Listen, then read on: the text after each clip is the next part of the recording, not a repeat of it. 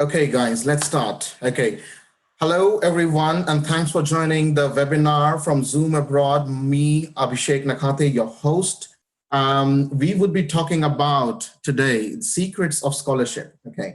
I've been dealing with international students from almost a decade now. And one common question that I have always been asked is, going abroad could be expensive. So how could we make sure that we have enough funds, and how can we apply for scholarship? First of all, the first misconception I want to give you all is going and studying abroad may not be always expensive. Okay, you can choose your budget. You have universities based on your choices, based on your budget. But depending on not that expensive, the definition could be different for different people. So there is a lot of funds out there, a lot of scholarships out there that people or students are not aware of, and we do not explore the available money which is available for you and almost every one of you, right?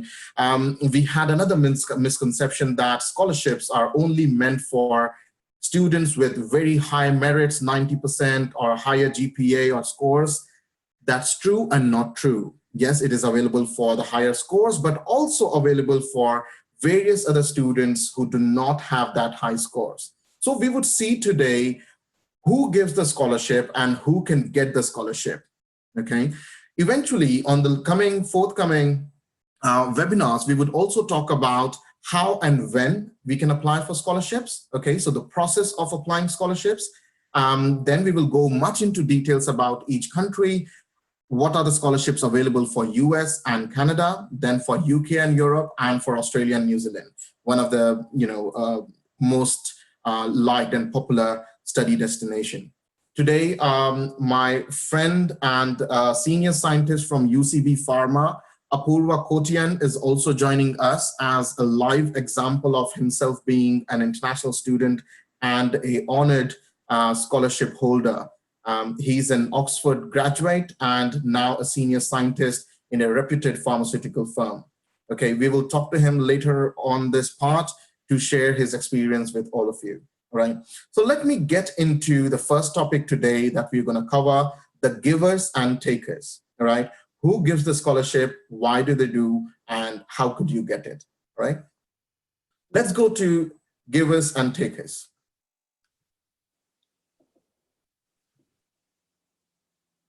Okay, so here we are. Who gives and who gets? First, let's go into providers. Okay, the different types of providers available out there who have the funds specially designed for international students. Okay, the first one goes to the government agencies. All right, governments have different allocated budget for skill development, inviting international students, increasing diversity on their country. And for that reason, government collaborates with different governments, okay, to make sure that the scholarship funds are utilized in the best possible way. All right, some of the examples of the government scholarship is British Council, Commonwealth Scholarship, Indian government in partnership with Dutch government, Indian government partnership with UK government. A lot of information is available that we would be covering in the forthcoming events and webinar that will give you more information about what are the specific scholarship that you can apply for government agencies, all right? And these funds are waiting for your application. If you don't ask, you don't get it, all right? So the first one was government agencies. Why do the government agencies take their time and the application procedures to allocate international students? Because government want you. For example, UK government, giving an example, UK government or any international study destination want international students for a couple of reasons. One is to have diversity. International student is a great source of their economy, which makes the economy stronger, provide jobs, skills. Okay, so these are the important factors the government is looking for, and that is one of the reasons that the government is happy to spend their money on international students. Some of the governments have gone as far as giving 100% scholarship, free education, which is quite a good example in Germany. In some Russian government as well have that initiative. Netherlands governments have that initiative. Okay, we would go much into details on a later episodes. Then it comes to individual universities. I think most of you are aware of that. Okay, not every maybe, but mostly all the universities have a separate funds for individual students. Okay, so for example, Oxford University, not only the Ivy League or the big rank universities, some of the university colleges like UCD, University College Dublin, some of the universities like Michigan State University, University of Derby in UK, all right? So they are the good universities, they are funded, they have enough money, and they want to attract quality student. Again, we will go into what do I mean by quality student. It does not only mean the high merit academic students, okay? So individual universities, these are the universities, they open their application almost 1 year to 6 months in advance. And there is a procedure that you need to follow. Different universities would have different way of identifying and filtering the number of applications that they get. Some of them have essays to write, interviews to take on, you know, and your previous backgrounds or your certificates to count upon. But we will go much into details again over that. The third one is external funding organization. All right, this is an interesting one. All right. Ratan Tata Organization or Reliance Dhirubhai Ambani Fellowship, these companies, they have a DNA to help the society, all right? Companies want to make sure they become immortal by their name by helping students and contributing to the society. And by doing so, they want to help the students or the future generation to educate to a better better world or a different, what do you deserve? So based on that, so these organizations, they created a pool of funds available for everyone who are eligible, who are eligible to apply to those. And because it is external funding organization, they happen to be quite quick, okay, rather than the government funds sometimes. They happen to be quite quick and they are very clear, and because they have to spend that money on their budget. So they're quite clear whom they do want to give it to. And as long as you meet the minimum requirement, you know, you're pretty much guaranteed. Okay, so there are plenty more. Ratan Tata and Reliance Dhirubhai Ambani is the only two examples, but there are many, many more organizations that provides external funding. I must also do a disclaimer that the information that we are sharing in this video is specifically for Indian students, because that is the crowd we have asked a lot of questions to me, but it also applies to many other nationalities. I can see in my participant, there are few who have joined from Philippines, and there are few from UK as well who have joined in. So thanks for taking time and joining in. You can always write a question while we are talking, and I will try to answer that meanwhile. Okay. Let's go to next, charitable enterprise. Okay, this is again, you know, for a social cause. Charitable enterprise, they have funds available to make sure a certain type of people get help in education, maybe from a very poor family background, maybe from some sort of a medical history that you come from, or disability, or any such. So different charitable organizations like cancer research help students who have suffered from cancer in their past, or their family is linked to cancer, so on and so forth. So it is very specific again, all right? But then there are again a lot of charitable funds and charitable enterprises out there who take initiative and quite eager to help you guys, okay, to find the right funds and right universities. I forgot to say, Rotary Foundation is a very good one in India again. Okay, Rotary Foundation is a very good organization in India who looks after the students who wants to go abroad and have enough funds to support them. All right. The fourth one is the corporate sponsorship. Okay. Yes, we saw governments have their own reasons to sponsor. We saw charitable organizations, they have reasons to sponsor. And so the corporate sponsorships, the corporates have their own reason to sponsor. Some of the corporates, they do sponsor for a mutual benefit. Okay, so if a corporate company, I'm not going to take a name now because it could be different to different, case to case. So some of the corporate, they would sponsor the complete study, sometimes including your flight tickets to living expenses, a complete scholarship, as long as you guarantee to work for their organization for a couple of years. It could be 1 year, 2 year, or whatever contract that you may need to sign. Okay, so the corporates, I would think it's not only the corporates that they're benefiting from it, but the students, they have double benefit of making sure that you have a job when you graduate, and also your education is completely funded or partially funded depending on the policies that they have. All right, so big organization, IT firms, FMCG firms, and food and beverages, the different sectors that you want to build up your career upon, and there are funds available in their corporate sponsorship funding or the social responsibility funding, which they invest in student and make sure they either work for that company or maybe some other conditional clauses attached to it. Okay, this is an interesting one. I personally like it because it is a win-win situation for both the companies and the students. Okay. Then there are other sorts of funds as well, okay? It's not only scholarship all the time, it is also student loans, okay? This is a great business, especially knowing the Indian market.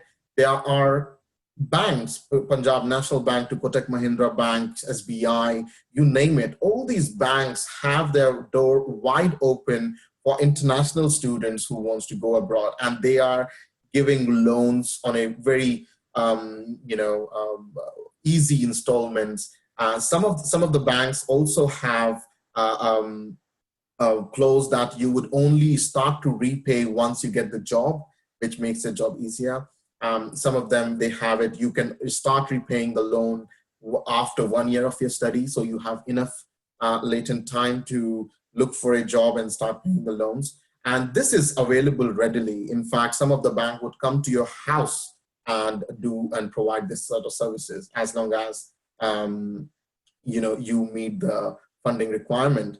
Some of the banks, they do need collateral. When we say collateral, it means they need some sort of a guarantee, maybe a house or maybe cash in the account, or some sort of a guarantor who would say, okay, if the student doesn't pay, I will pay on his behalf, probably your family, your parents, and stuff like that.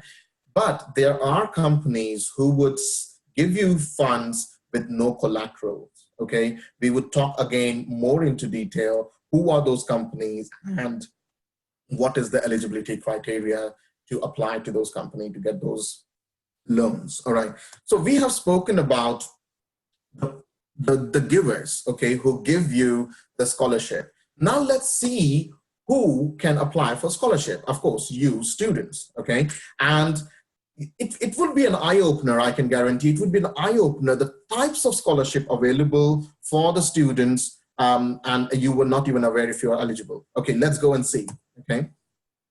The scholarship could be divided into these types. I have divided that by destination, okay? So if you want to go to a certain country, so there are funds available if you want to go to UK, if you want to go to US or Canada, or maybe by region, if you want to study in Europe, so there is a European Union funding. If you want to study in Commonwealth, there's a Commonwealth funding. So the funding is divided by destination, either by region or by country, okay? And there is a list, a huge list of scholarship available depending, and we would cover, as you have seen, we would cover that in our forthcoming episodes, all right?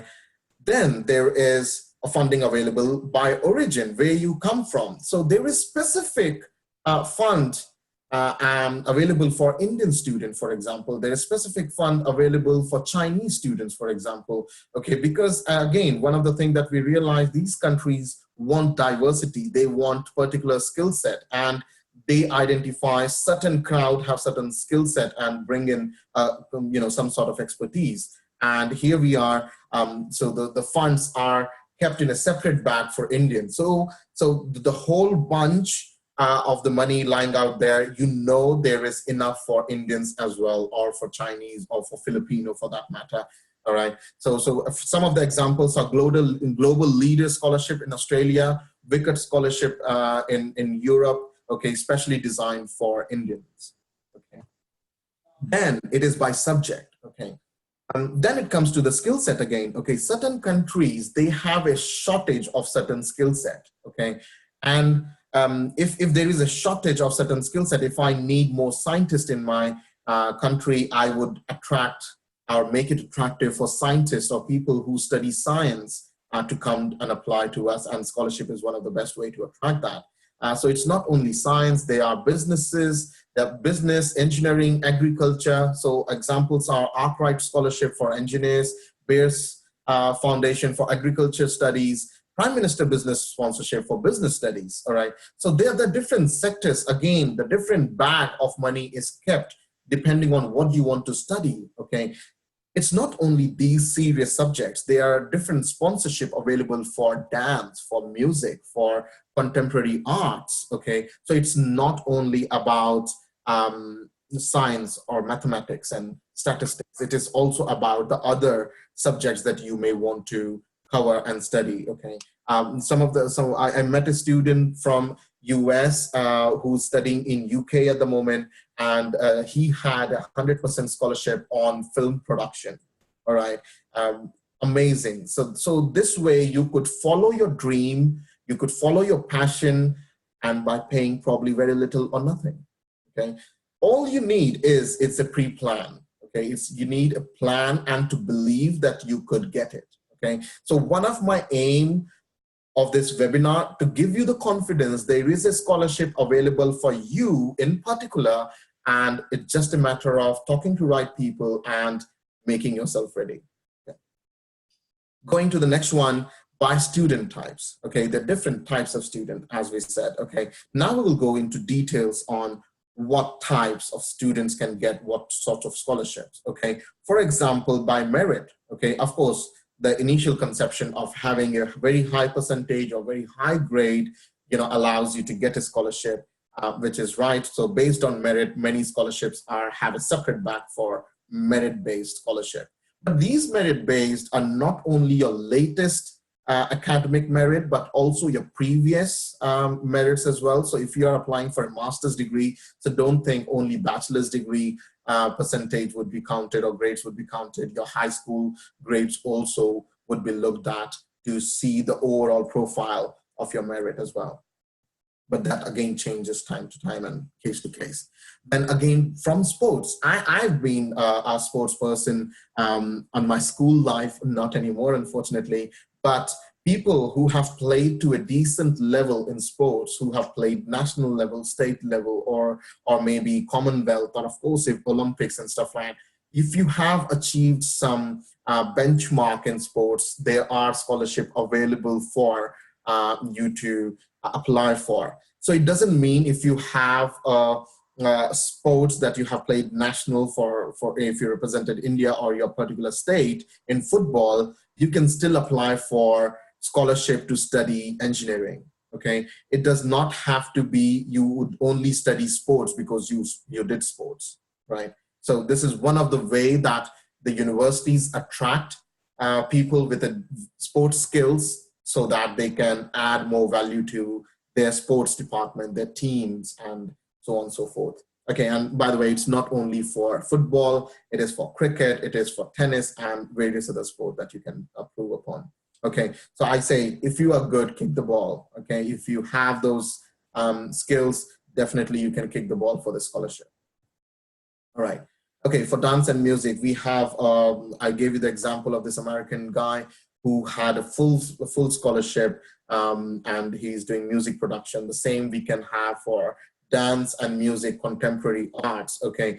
Then again, it is how you would be eligible for dance and music, not only to study dance and music, but if you have achieved something in dance and music, if you have some certificates on that, if you are a popular musician or a dancer, so based on that as well, the scholarships are available, because universities and countries feel proud if they have talent in their campus or in their country. So they need you as you need them. For LGBT group, okay, so again, certain types of charitable organizations, certain types of small groups, okay, they want to promote, help, and support their own groups. So as we all know about LGBT group, it's a shy group, and they don't feel supported, but there are scholarship available for LGBT group as well, okay, and they recognized it. They want to help and support each other. So that's why there is a separate scholarship for LGBT group as well. Okay, that you may want to explore if you fall in that group. Um, Yes, you heard me right. It is for women's again. Okay, it brings smiles to some of the people when I talk about women, because it's quite a topic. We talk about equality, and then we have separate bag of scholarships, especially for women. I've not seen one for men separately for some reason, so that's why it's a bit funny for me. But then yes, you're right. It is for available for women, so only women can apply for certain scholarship. Okay, and it was funny when I was reading single parents have their separate scholarship as well. So if you go more into details, you would find one for you that matches you. So I highly recommend in next week we will have, I will email you if you register on our Facebook page. Just type in Zoom Abroad Limited on Facebook and like us so that I can communicate with you. Like us on YouTube so that I can communicate with you. And I will post some specific list of scholarship that you could benefit from. And once you give more detail about yourself, we can recommend very specific scholarship that you could be eligible for. So there would be a series of questions that we may ask you to fill up. That could be boring, but then that is worth the money that you get. Okay, you may just spend 5 to 10 minutes to do this multiple choice forms that you may have to fill. But once you have filled in, we have all the information, and I would like to share the knowledge that we have and the research that we have done in this topic. All right. Okay, moving forward, for minorities, religious groups, tribes, caste, so to provide equal opportunity. So some of the governments, they have this clause of equal opportunity, and they want to make sure they are helping minorities from a particular religious sector or a particular caste or a tribe, so there are scholarship available. For example, Aga Khan Trust, okay, is available for Aga Khan community, and that is a minority in India. So that is available. There are many more for Christians, for Muslims, and so on and so forth. So it is worth looking into it. So please don't get offended if my registration form asks about your religion. Okay, this is to help you, not to take your personal information. All right. All right, and for the students with medical history, as we said, some of the charitable organization understand and care, and they see what you have been through, and they want to make your life a little bit easier, maybe not completely, but a little bit easier if you have come and you have overcome some of the medical history that you had before. And for that reason, they want to help you with scholarship and help you grow your talent and reach the goal that you want to reach. Okay, so these are the different types of givers and takers that we have here. We are going to talk to Apurva now. Apurva Kotian, as I said, is an Oxford graduate. Apurva, can you please share your experience? What scholarship did you apply to? Which university you go to, and how was the process?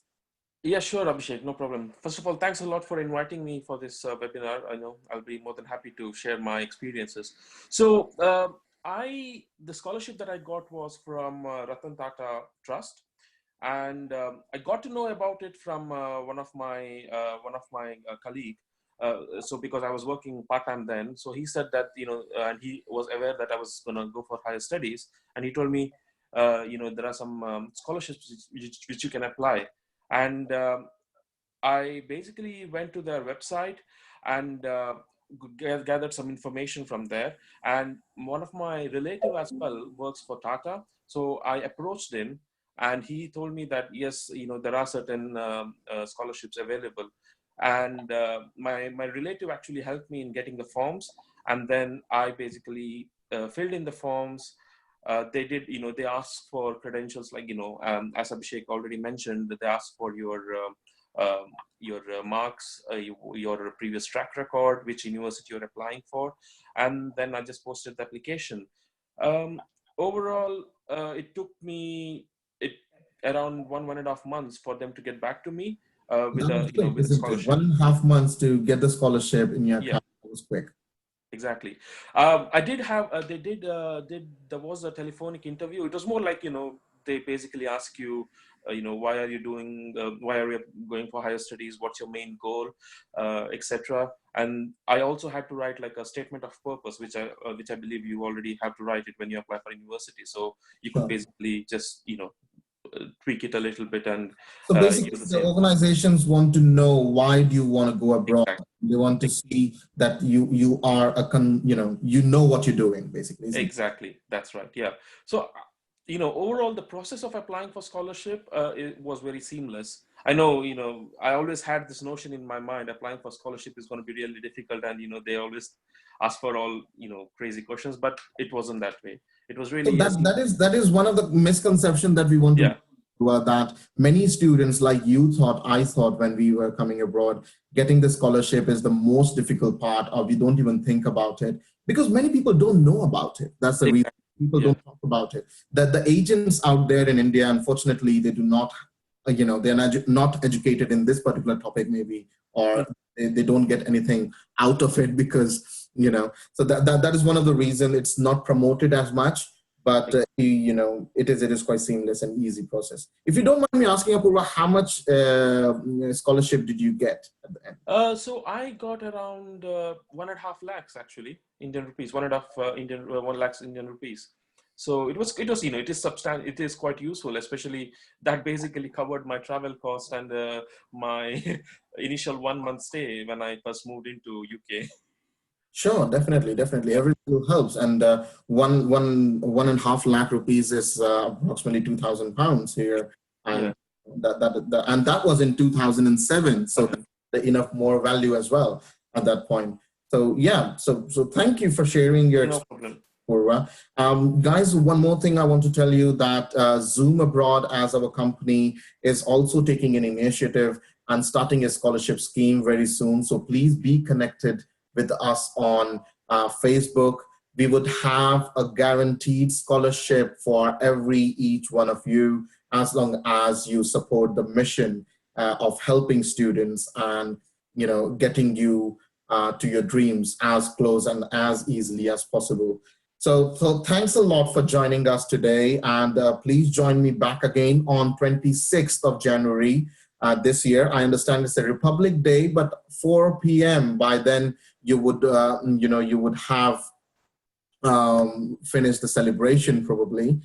Ian, have a question. I have graduated in English literature and currently pursuing master's in psychology from IGNU. My main concern is, will I be able to pursue PhD or master's? So English literature and currently pursuing master's in psychology. Yes, definitely. Ian, as I said, there is a scholarship available for you, for everyone. And the education is quite open, where the scholarship is not based, or the education is not based on what you have studied before. So for example, when I was working for a bank, Halifax Bank of Scotland, I had people who have studied geography and working in banking. Okay, I myself, I have studied biotechnology and I run a business now. All right, so it gives you an exposure. So your previous studies have some relation to it, but has no direct impact on what sort of career that you want to choose, or if you want to pursue your PhD. But in PhD, in my opinion, you may want to choose a relative subject because it has to be connected with your master's because you're doing doctors on that or masters on that. So I hope I have answered that question. If any more question, please feel free to send that across to me. Join me on LinkedIn. My name is Abhishek Nakhate. You can find me easily with the beard. It's easy to recognize. All right. So thanks a lot for your time, guys. And thanks for the good turnaround. We have more than what I have expected for my first webinar. So keep you keep tuned in, and my other colleague Juhi Jani are going to talk about the work permits and the job opportunities abroad in her seminar. So please do like the Facebook page that we have, and you can always be connected with us and ask your queries. Thank you, Apurva, and thank you all the participants. Thank you, Abhishek, and good luck, all the students. Thank you. Thank you. Cheers.